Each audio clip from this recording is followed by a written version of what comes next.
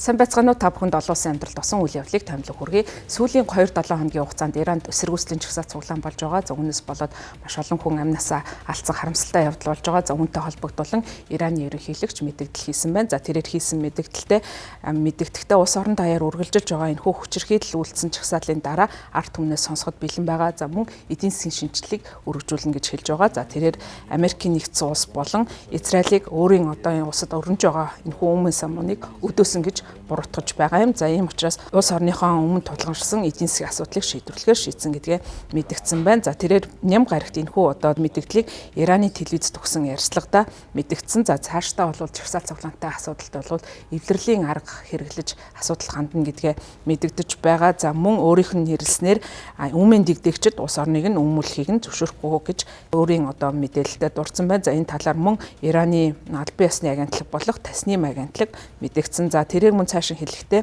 бид энэ одоо талаар гэр бүлүүдээс ялангуяа залуучуудыг террорист болон өмнө дэгдээгчдийн зохион байгуулсан өмнө самунд оролцохыг нь зөвшөөрөхгүй байхыг хүсэж байна. Дайсан улс оронд сургагдсан террористуудыг авчирсан өмнө дэгдээгчд бол эсэргүүцлийн чагсаал хийж байгаа хүмүүс биш. Бид жигсагчдын үгийг сонсон. За тэдний асуудлыг шийдвэрлэхийн тулд бүх хүчээ дайчилсан. Бидний зорилго бол эдгээр хүмүүс нам бүлэглэл үндэс ухсаа арьс өнгө тэр байтугай нам болон одоо аялга болон аймаг хэлнээс үл хамааран бидэнд байгаа зөв зүйлээ ард түмний дунд шударгаар хуваалцахын төлөө ажиллах болно гэж хэлсэн байна.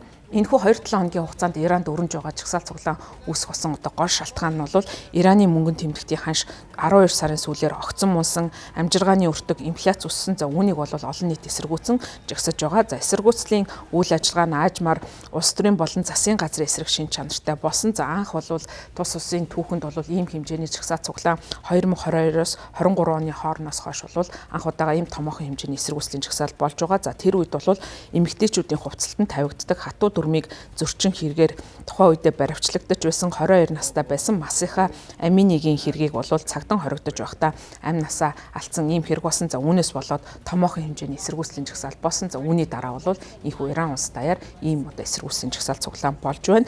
За энэ одоо үйл явдалтай холбогдуулан Тегеран хотод Аль Жазира телевизийн сурвалжлагч Тохид Асади Ираны одоо албан тушаалтнуудын өнгөрсөн 7 хоногт бол жагсагчид за мөн тэдний тодорхойлсноор гадаадд сургагдсан өмнө дэгдэгчдийн хооронд ямар ялгаа байгааг бол сурвалжлагаар ажилласан байна. За Асахидигийн хэлж байгаагаар өндөр албан тушаалтнууд олон нийтийн одоо уур хилэнд игдсэн байгааг бол зөвтгөж байгаа. Үнийн өсөлт, өндөр инфляц, за мөнгөн тэмдэгтийн ханш, огцон мунсан зэрэг нь бол орон нутгийн иргэдэд асар их дарамт учруулж байгаа гэдгийг бол онцолж мэдсэн. За тэгэхдээ бол энэ одоо төр засгийнхын зүгээс гадны одоо өмнө дэгдээгчд ирсэн гэсэн одоо энэ мэдээллийг бол баталгаажуулж чадаагүй байгаа юм байна. За энэ хүч чагсаалын үеэр аюулгүй байдлын албанд ажилладаг 109 хүн амь насаа алдсан гэсэн мэдээллийг төрийн хэвлэлийн мэдээллийн хэрэгслүүд мэдээлж байгаа. Сүр хүчний идэвхтнүүд амиа алдагдсдын тоо үүнээс ч өндөр байгаа. За мөн хэдэн зуун жагсагчид үүнээс болоод амь насаа алдсан гэсэн мэдээллүүдийг өгч байна. За Аль Жазира бол энэ одоо хоёр төр засгийн хэлж байгаа мэдээлэл болон за мөн сүр хүчний бүлэглүүдээс хэлж байгаа мэдээллийн үнэн зөвийг одоо баталгаажуулах боломжгүй байгаа юм байна. Парламентын дарга Махмед Багир Галиб ням гарагт хууль тогтоогчид хандаж үг хэлэхдээ 50 болон зэвсэгт жагсаагчдын хоорондын ялгааг онцолсон. За Иран улс бол эдийн засгийн асуудлаас болоод ард түмнийгээ бол 50 жагсаал хийхийг нь бол хүлээн зөвшөөрч байгаа ч гэсэн террористууд эсрэг хатуу зогсох болно гэж мэдгдсэн байна. За өмнө нь энэ хүний хувьд Исламын хувьсгалт гавардын корпусын командлагчаар ажиллаж байсан хүн юм байна. За тэрээр бас хийсэн мэдээлэлтэй Америкийн нэгдсэн улсын ерөнхийлөгч Дональд Трамп Ираны эрх баригчид хэрвээ олон жагсаагчдыг хөнөөсөн тохиолдолд цэргийн ажиллагаа явуулна гэж сүрдүүлсэн. За үүний хариуг бол маш хатуу анхааруулга өгсөн байна. За Иран руу дайрсан тохиолдолд эзлэгдсэн нутаг дэвсгэр буюу Израиль болон Америкийн нэгдсэн улсын бүх бааз хөлөг онгоцууд бол бидний хууль бусны бай болно гэдгийг хэлээд Америкийн нэгдсэн улсын эсрэг урай лоозон хууль тогтоогчдын зүгээс хашгирч мэдгдсэн гэдгийг бас олон нийтэд онцолж мэдээлж байгаа юм.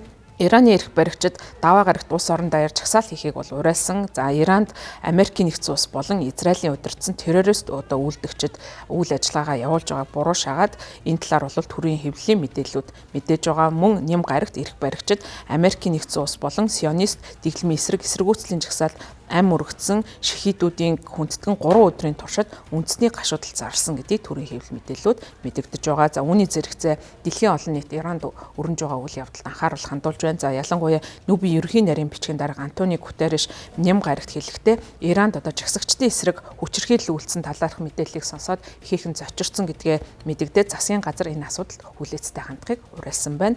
За мөн ерөнхий прокурорууд энэхүү жагсаалд оролцсон хүмүүс цаазаар авахял оноож болзошгүй гэсэн анхааруулга гаргасны дараа Иранд дотоод хэргийн яамны мэдэгдэж байгаагаар өмнө самун намжиж байгаа гэсэн ийм байдал төлөв ажиглагдаж байна. За хяналтын бүлгүүдийн мэдэгдэж байгаагаар орон даяар 60 гаруй цагийн хугацаанд интернетийн үйл ажиллагааг тасалсан ийм үйл явдал болсон байна. За мөн Иран улс ням гарагт тус усад суугаа Их Британий элчин сайдыг дуудаж уулзсан байна. За ингэж одоо уулзах болсон гол шалтгаан нь Их Британий гадаад хэргийн сайд болон жагсагчдын зүгээс Лондонгийн элчин сайдын яамнаас Ираны далбайг буулгаад 1979 онд исламын хувьсгалаас өмнө хэрэгжилж байсан далбаагаар салсан ийм хэрэг явдал болсон. За үүнд бол тайлбар авах зорилгоор элчин сайдыг дуудаж хатуу анхааруулга өгсөн гэдгийг Ираны хэвлэлүүд мэдээлж байна. За Иран улс бол ойрхон дорнодын бүс нутагта томоохон ийм байр суурийг эзэлдэг нөлөө бүхий улс байгаа. За энэ улстай холбоотой асуудлууд сүүлийн үед дэгдэж байгаа. За мөн Америкийн нэгдсэн улсын ерөнхийлөгч Дональд Трампын зүгээс Венесуэлийн одоо ажиллагааг явуулсан. За үүнтэй холбоотойгоор